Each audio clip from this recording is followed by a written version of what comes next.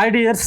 మామూలుగా సినిమాలు ఆనందం కోసం చూస్తాం, వినోదం కోసం చూస్తాం, కానీ కొన్ని సినిమాలు మన హక్కుల కోసం చూడాలి. సో ఆ ప్రాసెస్లో ఉక్కు సత్యాగ్రహం అని ఒక సినిమా మన ముందుకు తీసుకొస్తున్నారు. సో డైరెక్టర్, ప్రొడ్యూసర్, యాక్టర్, చాలా టైటిల్స్ ఉన్నాయి ఆయనకి. సత్యారెడ్డి గారు అండ్ జేడి లక్ష్మీనారాయణ గారు మనతో పాటు ఉన్నారు. వాళ్ళతో మాట్లాడి ఈ సినిమాని మనం థియేటర్లోనే ఎందుకు చూడాలి అని అడిగి తెలుసుకునే ప్రయత్నం చేద్దాం. నమస్కారం. నమస్కారం సార్. ఎలా ఉన్నారు సార్? బాగున్నా. సో ఉప్పు సత్యాగ్రహం తెలుసు మాకు. సో అది చాలా రెవల్యూషనరీ థింగ్. సో ఇప్పుడు ఉక్కు సత్యాగ్రహం అనే టైటిలే కొంచెం డిఫరెంట్గా ఉంది. సో ఇది రియల్ లైఫ్లో కూడా చాలా ఆడియన్స్కి కనెక్టివ్గా న్యూస్లలో చూసే థింగ్ ఇది. సో దీని మీద సినిమా తీయాలనే ఆలోచన మీకు ఎలా వచ్చింది? 32 మంది ప్రాణ త్యాగాలతోటి, లక్షలాది మంది ఉద్యమకారుల ఫలితంగా విశాఖ ఉక్కు తెలుగువారి హక్కు నినాదంతో ఏర్పడ్డ స్టీల్ ప్లాంట్ ప్రైవేటీకరణ అవుతుంటే, మేధావులు, పెద్ద వ్యక్తులు, ఉన్నతమైన అధికారాల్లో ఉండి కూడా అవన్నీ రాజీనామా చేసి వచ్చి ప్రజల కోసం పోరాడుతున్న మహానుభావులను చూసి కళాకారుడిగా, కళ కోసం కాదు, ప్రజల కోసం, నిద్రపోయేవాడు కనేది కళ, నిద్రపోయేవాడిని లేపేది కళ అనే సిద్ధాంతాన్ని నమ్మి ఒక కళాకారుడిగా ప్రజా యుద్ధ నౌక విప్లవ కవి గద్దరన్న గారిని స్ఫూర్తిగా తీసుకొని ఆయన పాటలు రాయగా అనేక మంది కవులు, కళాకారులు, ప్రజా కవులు రచించగా ఈ చిత్రాన్ని తీయటం జరిగింది. ఇంత గొప్ప వ్యక్తికి చూయిస్తే, ప్రజల మనిషి కాబట్టి, విశాఖపట్నం తోటి సత్సంబంధాలు ఉన్న వ్యక్తి కాబట్టి ఆయన్ని ఒకటే చెప్పాను, సార్ మీకు ఎలా మనసులో అనిపిస్తుందే మీడియాకు కానీ ప్రజలకు కానీ చెప్పండి సార్, బాగలేకపోతే బాగలేదని కూడా చెప్పండి సార్ అని చెప్పాను. ఆయన చెప్పమన్నా కూడా బాగలేని దాన్ని బాగుందని చెప్పడు, బాగుంటే బాగలేదని చెప్పడని ఆయన నైజం తెలుసు కాబట్టి ఆయన మీదనే వదిలేసి ఉదయం నుంచి ఆయనకి సినిమా చూపించడం జరిగింది. ఆయన అభిప్రాయం మీరే డైరెక్ట్గా తెలుసుకోవచ్చు. మీరు అన్నారు ఎందుకు తీశారని. గద్దరన్న గారంటే ఉభయ తెలుగు రాష్ట్రాల్లోనే కాదు, భారతదేశంలోనే ఉద్యమాలకు పునాది. ఆ స్టీల్ ప్లాంట్ ప్రైవేటీకరణ ఆపటం కోసం ఆయన నన్ను ఉత్తేజపరిచాడు. సమ్మెని జన్మ హక్కు రన్నో, దాన్ని ఆపేటి మొనగాడు ఎవడన్నా. సమ్మెని జన్మ హక్కు రన్నో, దాన్ని ఆపేటి మొనగాడు ఎవడన్నా. అన్నన్న మాయన్న కంపెనీ కూలన్నా, ఆహా అన్నన్న మాయన్న కంపెనీ కూలన్నా. ఎన్నాళ్ళు నీ బతుకు ఎదురు తిరగవన్నో. ఉక్కు ఫ్యాక్టరీ తల్లి దుఃఖంలో ఉన్నది.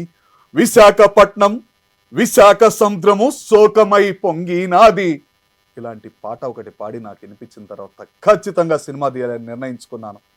తీయటం ఒక ఎత్తైతే, ఇన్ని సంవత్సరాలు కష్టపడి తీసి అనేక మందిని యాక్టింగ్ చేసేటట్టు చేసి సెన్సార్ కష్టాలు ఎదుర్కొని గద్దర్ గారు కూడా చనిపోయిన తర్వాత ఈ చివరి 48 గంటల్లో ఎవరికైతే మేము చెప్పాలనుకున్నామో, ఎవరికైతే చూయించాలనుకున్న ఆ మహానుభావుడు చూశారు.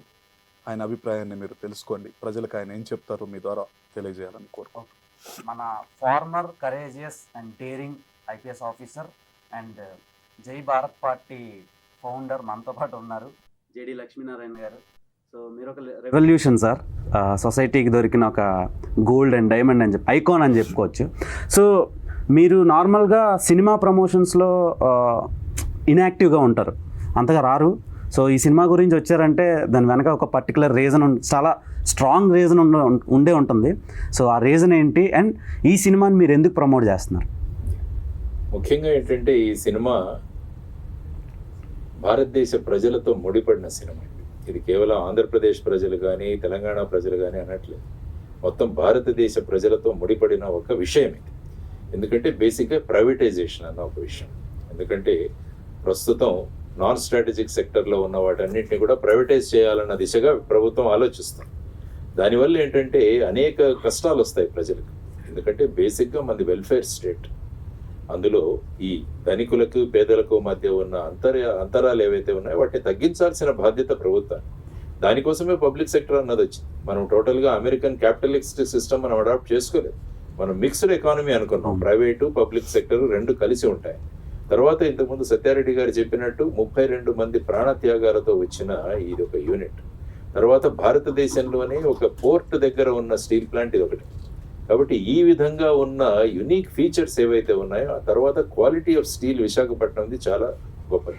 తర్వాత ముఖ్యంగా ఈ స్టీల్ ప్లాంట్ ఏర్పాటు చేయడానికి 16,000 మంది రైతులు వాళ్ళ భూముల్ని ఫ్యాక్టరీకి ఇచ్చారు. ఆ ఇచ్చిన సందర్భంగా వాళ్ళకు ఒక ప్లాట్, తర్వాత వచ్చేసి వాళ్ళలో ఉద్యోగం ఇస్తామని చెప్పారు. ఇప్పటికీ 8,500 మందికి ఉద్యోగాలు ఇవ్వాల. ఇది 4వ తరం. వారు మరి ఎక్కడికి వెళతారు? కాబట్టి ఈ విషయం వచ్చేసి ప్రజా సమస్యలతో ముడిపడిన విషయం. ఆ తర్వాత ప్రజలందరూ కోరుకుంటున్నారు ఇది ప్రభుత్వ రంగ సంస్థగానే ఉండాలి. కాబట్టి ఇటువంటి జెన్యుయిన్ ఇష్యూ ఏదైతే ఉందో, తర్వాత ఈ ఫ్యాక్టరీ, ఈ steel unit, Vizag steel plant అన్నది ప్రైవేటీకరణ కాకూడదని హైకోర్టులో పబ్లిక్ ఇంట్రెస్ట్ లిటిగేషన్ కూడా నా బాధ్యతగా నేను వేశాను. ఆ పబ్లిక్ ఇంట్రెస్ట్ లిటిగేషన్ నడుస్తుంది. అందువల్ల నాకు పర్సనల్గా కూడా ఇందులో చాలా ఇంట్రెస్ట్ ఉంది ఈ సబ్జెక్ట్లో. కాబట్టి ఈ సబ్జెక్టుని అత్యంత పవర్ఫుల్ మాధ్యమం ప్రస్తుతం ఉన్న సినిమా ద్వారా సత్యారెడ్డి గారు ప్రజలకు తెలియజేయబోతున్నారన్న విషయం తెచ్చి చాలా ఆనందించాను. మంచి మిత్రులు వారు, అప్పుడప్పుడు కలిసినప్పుడు కూడా మాట్లాడుకునేవారం. కానీ ఈరోజు సినిమా ఇవి చూసిన తర్వాత నేను ఆశ్చర్యపోయాను. నేను అనుకున్న దానికి వీరు యాక్చువల్గా చూపించిన దానికి చాలా డిఫరెన్స్ ఉంది. అంటే ఆ విధంగా చూస్తున్న వాళ్ళు ఎవరు కూడా ఆ సీట్లో ఖచ్చితంగా కూర్చోలేరు. ఎప్పుడు లేద్దామా అనిపిస్తుంది. మనం కూడా ఆ పాటలతో మనం కూడా గొంతు కలుపుదామా అన్న ఫీలింగ్స్ వారు తీసుకొచ్చారు. సార్, బేసిక్గా సినిమా చూసే విధానం మారిపోయిందండి.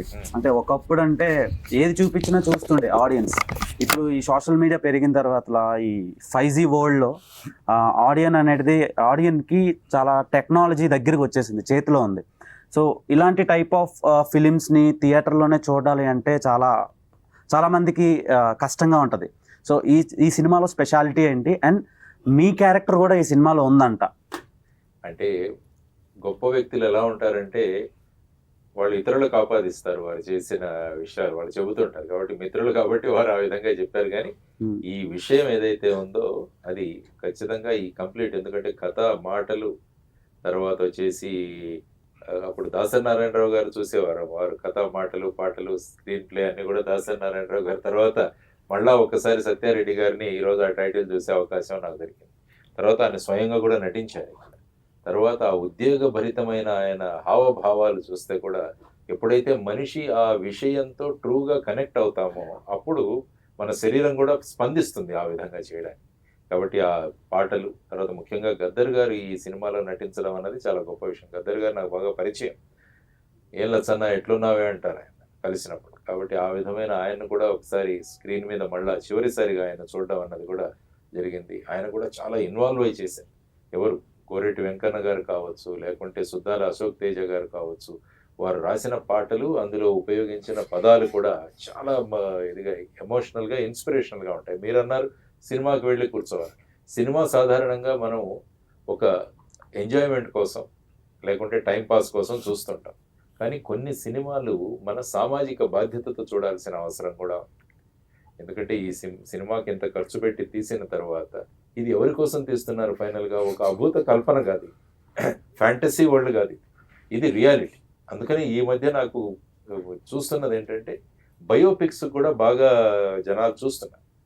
రియల్ టైమ్ స్టోరీస్, బయోపిక్స్ కూడా ఈ మధ్య ఆడియన్స్ పెరిగారు. ఫ్యాంటసీలో ఉండడం కన్నా నిజమైన రియలిస్టిక్ ఇష్టపడుతున్నారు. కాబట్టి ఇది కూడా రియలిస్టిక్, ప్రజల యొక్క సమస్యలతో ముడిపడిన సినిమా.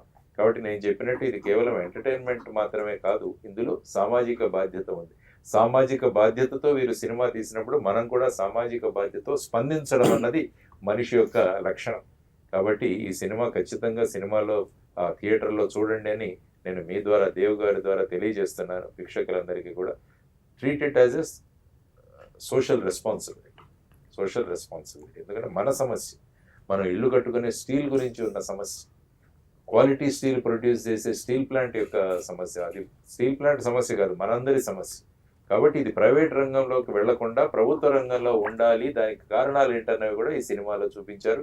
తర్వాత ఏ విధంగా ఆ సమయంలో విద్యార్థులు వాళ్ళ 32 మంది వాళ్ళ ప్రాణత్యాగాలు చేశారు. అప్పుడు చాలా మంది, తెన్నేటి విశ్వనాథం గారు కావచ్చు, గౌతు లచ్చన్న గారు కావచ్చు, వీరందరూ కూడా వాళ్ళ పదవులను వదిలేశారు. సుమారుగా 55 మంది వాళ్ళ పదవులను వదిలేసి వచ్చేసారు. సార్, ఇఫ్ స్టీల్ ప్లాంట్ ప్రైవేటీకరణ అయితే సిచ్యువేషన్ ఏంటి? అంటే ఏమవుతుందంటే ఈ ప్రైవేటీకరణ కాకూడదు అని ప్రజలు కోరుకుంటున్నారు. అన్ని రాజకీయ పక్షాలు కూడా వేదికల మీద మాట్లాడుతున్నారు.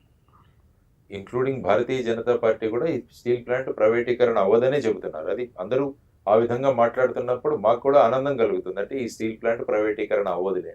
కానీ ఎప్పుడైతే మనం మాట ఇచ్చిన తర్వాత మన చర్యలు కూడా ఆ విధంగా ఉండాలి. అంటే ఈ స్టీల్ ప్లాంట్ని ప్రైవేటీకరణ మేము చేయట్లేదు అని ఫైనల్గా క్యాబినెట్ ఒక నిర్ణయం తీసుకుందనుకోండి, అది ప్రజల్లో ఒక రకమైన కాన్ఫిడెన్స్ని ఇస్తుంది. కానీ ప్రతి ఒక్కరూ రావడం అవ్వదు అని చెప్పడం, కానీ కాంక్రీట్గా స్టెప్స్ పడకపోవడం వల్ల ప్రజల్లో అనుమానాలు ఉన్నాయి. నిజంగా మనల్ని ఈ రాజకీయంగా మనల్ని ప్రభావితం చూపించడానికి చేస్తున్నారా, నిజంగా చిత్తశుద్ధితో చేస్తున్నారా అన్నది కూడా ప్రజల్లో అనుమానం కలుగుతుంది. కాబట్టి ఆ అనుమానం ఎప్పుడు రానివ్వకూడదు పొలిటికల్ పార్టీస్. వారు ప్రజాపక్షపాతిగా పనిచేసే మీరు చాలా ట్విస్ట్లు ఇచ్చారు లాస్ట్ ఒక 2 years నుంచి, కామన్ పీపుల్కి, పొలిటికల్ పీపుల్కి, అందరికీ. సో అలా ఇవ్వడానికి రీజన్స్ చాలా ఉండొచ్చు, నేను ఆ రీజన్స్ అడగను. కానీ చాలా రోజుల తర్వాత మీరు మీడియా ముందు కూడా వచ్చారు కాబట్టి కొన్ని అడగక తప్పట్లేదు. ఫస్ట్ థింగ్, జై భారత్ పార్టీ, మీరు జనసేన పార్టీ నుంచి బయటకు వచ్చి జై భారత్ పార్టీ పెట్టి సో ఓడిపోవడం జరిగింది. సో ఎలా అనిపించింది సార్, ఈ ఎక్స్పీరియన్స్ ఎలా అనిపించింది మీకు? ఇదంతా ఏంటంటే మనం పార్టీలోకి రావడము, తర్వాత ఎన్నికలు అన్నది ప్రజలను చైతన్యవంతంగా చేయడానికి వచ్చే విధానాలు.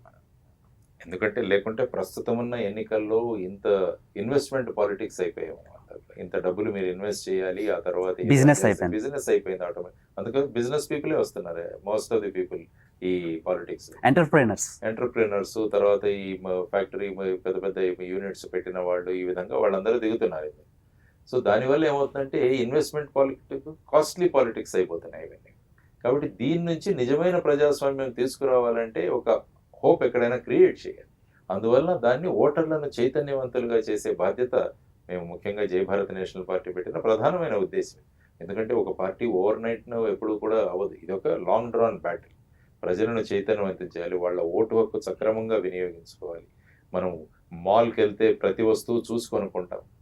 సపోజ్ తోపుడు బండి మీద వస్తున్న వస్తువు కూడా మనం చూసుకుంటాం. మన పిల్లల్ని జాయిన్ చేయాలంటే మంచి స్కూల్ ఏదని చూసుకుంటాం. తర్వాత మనం ఎవరైనా ఒంట్లో బాగాలేకుంటే ఏ హాస్పిటల్, మంచి హాస్పిటల్ ఏదని 10 మందిని ఎంక్వైరీ చేస్తాం. క్వాలిటీ అంటే మన చేతిలో ఉన్న ఇంత ఓటు హక్కుని మనం ఎవరిని ఎన్నుకుంటున్నాం అన్నది కూడా చాలా విషయం. ముఖ్యంగా సుమారుగా చూస్తే 37 నుంచి 38% క్రిమినల్ రికార్డులు ఉన్నవాళ్ళు పార్లమెంట్ లో ఉన్నారు. ఎగ్జాక్ట్లీ. మరి వీటన్నిటి గురించి ప్రజలను జాగృతి చేయడం అన్న బాధ్యత మన మీద ఉంటుంది. సో ఆ బాధ్యతతో వచ్చామన్నమాట మేము. So it's a long run process. ముందుకు తీసుకెళ్తాం, ఎలక్టోరల్ రిఫార్మ్స్ కూడా తీసుకురావాలి. అదే అంటే బేసిక్గా సార్, నార్మల్గా ఎవడెలా పోతే నాకేంటి అనుకునే ఈ జనరేషన్లో మీలాంటి పర్సన్ మీ పర్సనల్ లైఫ్ని మొత్తం పక్కన పెట్టి థ్రెటనింగ్స్ ఉన్నా సరే భయపడకుండా మ్యాక్సిమం అవేర్నెస్ క్రియేట్ చేయడానికి ట్రై చేస్తున్నారు. సో మీ లైఫ్లో జరిగిన చాలా కేసులే సినిమాలు తీసి హిట్లు కొట్టి డబ్బులు కూడా సంపాదిస్తున్నారు. సో వాటి మీద మీ ఒపీనియన్ ఏంటి? అండ్ ఈ సినిమా కూడా సేమ్ అలానే అవేర్నెస్ కోసమే తీసినట్టు కనిపిస్తుంది. సో అండ్ దీనికోసం డెఫినెట్గా, ఎందుకంటే ప్రజలలో, అందుకనే చెప్పాను నేను, బయోపిక్స్ అన్నవి చాలా ముఖ్యంగా యూత్ని చాలా ఆకర్షిస్తాయి. తర్వాత వచ్చేసి ప్రజా సమస్యలు తెలుసుకోవడానికి కూడా ఇప్పుడు ఏంటంటే సోషల్ మీడియా వచ్చాక రకరకాల వ్యూ పాయింట్స్ వస్తుంటాయి. కాబట్టి ఒక ఆథెంటిక్ ఇన్ఫర్మేషన్ కూడా రావడం చాలా అవసరం.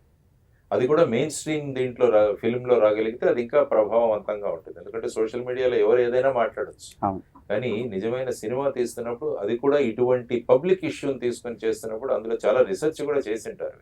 ఎందుకంటే సినిమాలో కొన్ని ఇవి చూస్తే అప్పుడున్న విజువల్స్ అవన్నీ కూడా ఇందులో పెట్టారు. ట్రైలర్ లో చాలా రియలిస్టిక్ గా ఉంది సినిమా. అందుకనే, ఎందుకంటే అది ఖచ్చితంగా నచ్చుతుంది.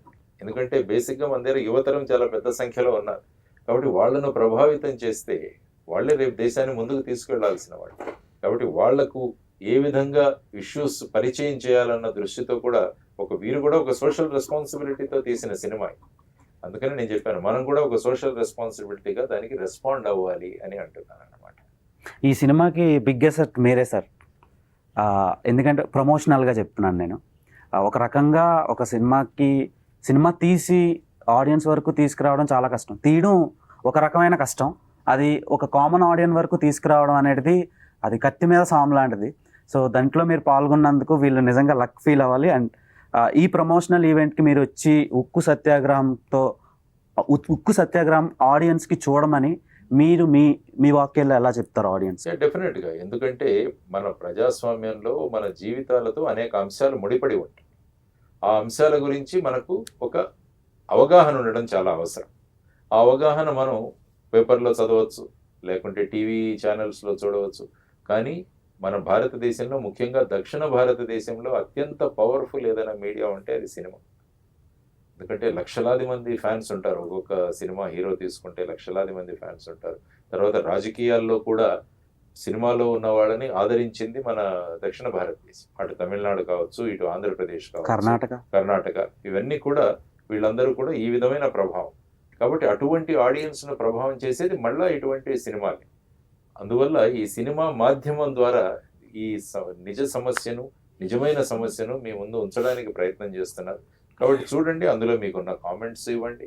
ఇంకా దాంట్లో ఏమన్నా మీకు అనుమానాలు ఉంటే కూడా వారు ఖచ్చితంగా నిరసన చేస్తారు. ఫైనల్గా మనకు కావలసినది ఏంటంటే, ఈ విశాఖపట్నం స్టీల్ ప్లాంట్ అన్నది ప్రభుత్వ రంగ సంస్థగా కొనసాగాలి అన్నది ప్రజల యొక్క అభిప్రాయం. ఎందుకంటే మనకు లోక్సభలో కానీ శాసనసభలో ఉన్న వాళ్ళు ప్రజాప్రతినిధి. ఎందుకంటే పీపుల్. కాబట్టి ప్రజా అభిప్రాయాన్ని వాళ్ళు అక్కడికి తీసుకువెళ్ళి ఆ విధంగా నిర్ణయాలు తీసుకోవాలి. లేకుంటే వాళ్ళు ఏదో నిర్ణయం తీసుకొని ప్రజల మీద రుద్దడం, అది ప్రజాస్వామ్యం కాదు. అదేమవుతుందంటే నిరంకుశత్వం. కాబట్టి ప్రజాస్వామ్యంలో ప్రజలందరూ ఈ విధంగా కోరుకుంటూ, దానికి ప్రజలు కూడా సింపుల్ సొల్యూషన్లు ఇచ్చారు. ఏంటి, ఈ స్టీల్ ప్లాంట్కి మీరు స్వతంత్ర గనులు కేటాయించండి, ఇండిపెండెంట్ వాళ్ళు మైన్స్ కేటాయించండి, లేకుంటే స్టీల్ అథారిటీ ఆఫ్ ఇండియాలో దీన్ని కలపండి. Simple solutions. ఈ రెండు కూడా ప్రభుత్వాలు చేయవచ్చు. మరి ఆ విధంగా చేయడానికి ఇంత సమయం ఎందుకు పడుతుందని ప్రజలు అడుగుతున్నారు. కాబట్టి దాన్నే ఇందులో ప్రతిబింబించారనమాట. ఇంత సింపుల్ సొల్యూషన్ ఉన్నా కూడా మనం ఈ విధంగా ఎందుకు చేయట్లేదన్నది ప్రజల్లో ఉన్న ఆలోచన, వాళ్ళ అనుమానాలను ఇక్కడ చిత్రరూపంగా చూపించి, మళ్ళా దీని ద్వారా ప్రజల్లోనూ ప్రభుత్వం మీద కూడా ఇంపాక్ట్ కలుగజేసే విధంగా ఉంది ఈ సినిమా. ప్రభుత్వం కూడా మా బాధ్యత ఎక్కడో విస్మరిస్తున్నామన్నది కూడా ఈ సినిమా చెబుతుంది. వాళ్ళకి ప్రభుత్వం కూడా మన బాధ్యత ఎక్కడో విస్మరిస్తున్నామన్న వారికి కూడా ఒక చొరక అనిపిస్తుంది ఖచ్చితంగా ఈ సినిమా. ఓకే, సత్యారెడ్డి గారు నార్మల్గా ఒక యాక్టర్గా చేయడం అనేది టఫ్ అన్నమాట. చాలా కాంప్లికేషన్స్ ఉంటాయి.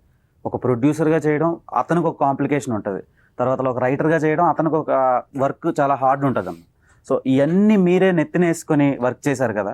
సో సార్ అన్నట్టు మన సౌత్ ఇండియాలో చాలామంది స్టార్స్ ఉన్నారు, సూపర్ స్టార్స్ ఉన్నారు. ఫ్యాన్ బేస్ అంటే వాళ్ళకు ఉండే ఫ్యాన్ బేస్తో నిజంగా టర్న్ చేసేస్తారు. సో అంత మంచి స్టార్స్ ఉన్నప్పుడు మీరే ఎందుకు హీరోగా చేశారు? అంటే చాలామంది ఉన్నారు కదా, ఎవరిని ఎందుకు పిక్ చేసుకోలేకపోయారు? ఇందాక సార్ చెప్పారు గొప్పవారు ఎప్పుడు చెప్పుకోరని. గద్దర్ గారు రీసెర్చ్ చేసి తెలుగు రాష్ట్రాల్లో ఎవరైనా నిజాతీపరుడు ఉన్న ఆఫీసర్ కానీ నాయకుడు కానీ ఉన్నారంటే సార్నే పరిగణలోకి తీసుకున్నారు. మీరు ఇందాక చెప్పారు ఆయన స్టోరీలు, నిజ జీవితంలోని స్టోరీలు తీసి హిట్లు కొట్టి డబ్బులు కూడా సంపాదించారని. కొంతమంది అలా తీసుకుంటే ఆయన ఉన్నత భావాల్ని, ఉద్యమ భావాల్ని గద్దర్ గారు ఊహించుకొని, ఒక ఇన్స్పిరేషన్ కావాలి ఒక క్యారెక్టర్కి, ఖచ్చితంగా ఆయనను ఊహించుకొని, అక్కడ ఉన్న ఉద్యమకారులని ఊహించుకొని, జరిగిన హిస్టరీని తీసుకొని ఖచ్చితంగా ఆయన దృష్టిలో పెట్టి తీసుకున్నాం. లాస్ట్ మినిట్ వరకు ఆయనకి ఎందుకు చెప్పలేదంటే, థియేటర్లు కానీ మీకు తెలిసినే ఉంటుంది, ఇలాంటి సినిమాలకు ఇవ్వటానికి ముందుకు రాకపోవచ్చు. ఈ టైప్ సినిమా అనేది ముందే ఎందుకు అది చెప్పాలని. కానీ వేయలేని థియేటర్లు కొంతమంది, మా థియేటర్లో ఈ సినిమా ఆడితే బాగుండేదేమో అనే రోజు ఇంకో 48 గంటల్లో రాబోతుంది. మీరు అన్నారు ఆయన సెట్, చాలా మా అదృష్టం. నాకంటే కూడా విశాఖ ప్రజలు, స్టీల్ ప్లాంట్ ఉద్యోగులు, భూ నిర్వాసితుల అదృష్టం ఆయన ఈ సినిమా చూడటం.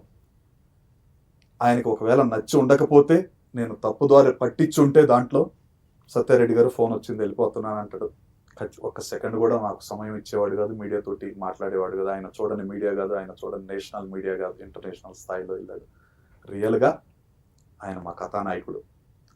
ముందు చెప్తే దాని మీద ఎన్ని ఇబ్బందులు ఉంటాయన్న కారణంతో అన్ని రెడీ అయినాక రిలీజ్కి వెళ్ళే ముందు చెప్తున్నా. మనస్ఫూర్తిగా మీ ద్వారా సార్కి ధన్యవాదాలు. ఈ చిత్ర యూనిట్ అందరి తరపున, గద్దర్ గారి ఆత్మ తరపున, గద్దర్ గారి కుమార్తె తరపున కూడా హృదయపూర్వక. ఆమె చెప్పింది డయాస్ మీద, మిమ్మల్ని చూస్తూ పెరిగాం సార్, మాలో ఇన్ని భావాలు ఉన్నాయంటే మీరు కూడా ఒక ఇన్స్పిరేషన్ సార్.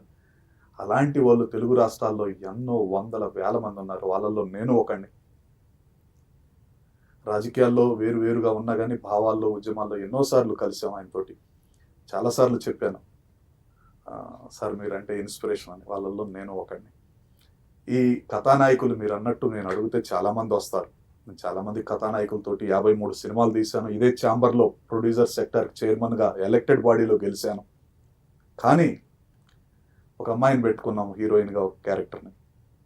ఒక వారం రోజులు యాక్ట్ చేసిన తర్వాత 2 డైలాగులు వినేసి ఇది ఏదో తేడా కొడుతుంది, మాకేదో మళ్ళీ కమర్షియల్ సినిమా కాదని నా డబ్బులు నాకు ఇచ్చి పారిపోయింది. మళ్ళీ రీషూట్ చేసాం. గద్దర్ గారు చెప్పినా కూడా ఆవిడ అలా పెద్దవాళ్ళు ముందుకు రాకపోవచ్చు, వాళ్ళ రిస్ట్రిక్షన్స్ ఉంటాయి. పెద్ద హీరోయిన్ తోటి నేను చేశాను, వరల్డ్ మిస్ వరల్డ్ తోటి కరిష్మా కోటక్, శంకర్ దాదా జిందాబాద్లో చిరంజీవి గారి పక్కన చేసిన అమ్మాయి తోటి 2వ సినిమా నేను హీరోగా, అమ్మాయి హీరోయిన్గా చేశాను. నాకు తెలియని ఇండస్ట్రీ కాదు, నాకు తెలియని డైరెక్టర్ లేరు, హీరోలు లేరు, హీరోయిన్స్ లేరు. 25 సంవత్సరాల నుంచి ఇదే కళామ తల్లిని నమ్ముకొని ఉన్నాను. నా కుటుంబం, నా మిత్రులందరూ కూడా వందలాది మంది ఉన్నారు. చేయలేరేమో, వాళ్ళు ముందుకు రారేమో నుంచి దాన్ని అప్రోచ్ కాలేదు తప్ప పెద్దోళ్ళతోటి చేయాలని ఉంది. ఎవరు చేయనప్పుడు నాకు తప్పదు కాబట్టి చేశాను. చాలా చేంజెస్ జరిగినాయి మన ఏపీ అండ్ టీఎస్ పాలిటిక్స్లో. మీరు బయటకు వచ్చిన తర్వాత వాళ్ళ సిద్ధాంతాలు బాగాలేదని బయటకు వచ్చారు మీరు. సో ఇప్పుడు ఎలా ఉంది సార్, రూలింగ్ ఎలా అనిపిస్తుంది? రూలింగ్ ఎప్పుడు కూడా నేను కోరుకునేది ఏంటంటే ప్రజల యొక్క స్థితిగతులు మారాలి. ప్రజల యొక్క స్థితిగతులు మారి వారి అందరి అభిప్రాయాలు ఏవైతే ఉన్నాయో, వారు ఏ విధంగా ప్రభుత్వాన్ని చూస్తున్నారో వాటిని నిజం చేయడం ప్రభుత్వం యొక్క బాధ్యత. కాబట్టి ఎలక్షన్ అప్పుడు చాలా విషయాలు చెప్పి వస్తుంటారు, మేము అది చేస్తాం ఇది చేస్తామని. సో వచ్చిన తర్వాత ఏమేం చేస్తున్నారు, ముఖ్యంగా మనకేంటంటే భారతదేశంలోనూ మన 2 రాష్ట్రాల్లో కూడా యువతరం చాలా పెద్ద సంఖ్యలో ఉందని చెప్పారు. తర్వాత చాలా మంది ఇప్పుడు ఉద్యోగాల కోసం చూస్తున్నారు. ఉద్యోగాలకు అంటే ప్రభుత్వ ఉద్యోగాలు కావచ్చు, ప్రైవేట్ కావచ్చు, స్వయంగా కూడా వాళ్ళు ఎంటర్ప్రినర్స్గా కూడా మారచ్చు. ఈ విధమైన వాతావరణాన్ని కలుగు చేయాల్సిన బాధ్యత ప్రభుత్వం మీద ఉంది. మీరు ప్రభుత్వ ఉద్యోగాలు కొంతమందికే ఇవ్వగలరు, మిగతా వారందరికీ కూడా పెద్ద ఎంప్లాయ్మెంట్ బేస్ క్రియేట్ చేయాలంటే ఇన్వెస్ట్మెంట్లు తీసుకురావాలి, బయట నుంచి కొత్త యూనిట్స్ రావాలి. ఆ తర్వాత ఎవరైనా స్వయంగా మేము చేస్తాము అనుకుంటే వాళ్లకు చేయూతగా నిలబడి స్టార్టప్స్ కావచ్చు, ఎంటర్ప్రినర్షిప్ కావచ్చు, వీటన్నిటి కూడా వాళ్ళకి ఇవ్వగలగాలి. ఈ విధంగా ప్రభుత్వం పనిచేయాలని ఎప్పుడు కూడా కోరుకుంటాం ఈ 2 రాష్ట్రాల్లో కూడా. ఎందుకంటే యువతరాన్ని మనం మిస్ చేసుకుంటే ఆ తర్వాత యువతరం ఏ మార్గంలో వెళుతుందన్నది కూడా చాలా కష్టం. అండ్ వన్ మోర్ థింగ్ ఏంటంటే చాలా మైగ్రేషన్స్ మన ఏపీ నుంచి తెలంగాణ నుంచే జరుగుతున్నాయి. లాస్ట్ 1.5-2-3 years నుంచి maximum number of students and youth బయటకు వెళ్ళిపోతున్నారు. అది బిజినెస్ అవనాయండి, స్టడీస్ అవనాయండి. దానికి ఎప్పుడు సార్ ఫుల్ స్టాప్ పడుతుంది? అంటే ఏంటంటే విదేశాలకు వెళ్ళి అక్కడ చదువుకొని అక్కడ చేయడం దాంట్లో ఏమీ అభ్యంతరం తీసుకోకూడదు. ఎందుకంటే అక్కడ ఎడ్యుకేషన్ బాగుంటే వెళ్ళండి. అందుకనే ఎప్పుడు ఏంటంటే లెర్న్, ఎర్న్ అండ్ రిటర్న్ అంటాం. అక్కడ వెళ్ళి చదువుకోండి, సంపాదించండి, మళ్ళీ దేశానికి రండి. చేసి ఇక్కడ మన దేశంతో మన బాధ్యత ఉంది. We have to pay back to the society. ఈ సొసైటీ నుంచి ఎంతో తీసుకున్నాం కాబట్టి మళ్ళీ ఈ సొసైటీకి ఇవ్వాల్సిన బాధ్యత మన మీద ఉందని. తరువాత ఈ మైగ్రేషన్ జరగకుండా చూడాల్సిన బాధ్యత కూడా మళ్ళీ ప్రభుత్వాలు, గవర్నమెంట్ది. ఎందుకంటే ఆ విధమైన అట్మాస్ఫియర్, ఆ విధమైన ఇండస్ట్రియల్ సెటప్, ఆ తర్వాత ఆ విధమైన యూనివర్సిటీస్, ఇవన్నీ కూడా చేయాల్సిన బాధ్యత ప్రభుత్వం మీద ఉంది. కాబట్టి ఆ విధంగా ప్రభుత్వాలు ఆలోచిస్తూ ఈ మైగ్రేషన్ నేను ఎలా తగ్గించగలను, అక్కడ నుంచి మైగ్రేషన్ ఇక్కడికి ఎందుకు రాకూడదని ఆలోచించాలి ప్రభుత్వం. అమెరికా వాళ్ళు వచ్చి ఇక్కడ చదువుకోవాలని వాళ్ళకి ఎందుకు కోరుకోవట్లేదు? ఆ విధమైన పరిస్థితిని కల్పించాల్సిన బాధ్యత మనది. ఆ విధంగా చేసుకుంటూ వెళుతూ తర్వాత ఈ భావోద్వేగాలు ఇవన్నీ రెచ్చగొట్టకుండా డెవలప్మెంట్ మీదే అందరూ కనుక మనం కాన్సన్ట్రేట్ చేయగలిగితే తర్వాత ఈ పొలిటికల్ పార్టీస్ కూడా అపోజిషన్ వీళ్ళు రోజు కొట్టుకోవడమే సరిపోతారు.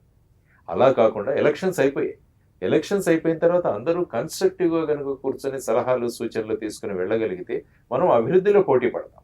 లేకుంటే ఎవరిని ఎలా తిడుతున్నామని దీంట్లో పోటీ పడుతున్నాం మనం ఎక్కడ చూసినా కూడా. కాబట్టి అది పోటీ కాకూడదు, పోటీ అభివృద్ధి. అందరం కలిసి రాష్ట్రాన్ని ఎలా అభివృద్ధి చేయగలం అన్న దాని మీద వాళ్ళు కాన్సన్ట్రేట్ చేయాలని నేను కోరుకుంటాను. ఓకే, ఎనీథింగ్ సెక్యులరిజం పేరుతో చాలా లొల్లిలు జరుగుతున్నాయి, బయట చాలా గొడవలు జరుగుతున్నాయి.